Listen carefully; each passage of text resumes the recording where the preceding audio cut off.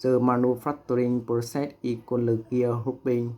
This process is used to cut the teeth of a gear. There are 6 main steps in this manufacturing process. First, the gear plank is centrally fixed on the hopping machine propeller or fixture.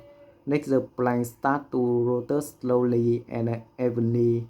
Then the milling cutter, which has many cutting it begin to rotate and contact the plank surface. After that, the cutter moves along the length cutting the first tooth groove. As the cutter continue moving it from the final tooth shape, finally the cutter completes the full length of the plank gritting on the gear teeth. Each step must be done carefully to make sure the gear teeth are even, smooth, and strong for machine operation.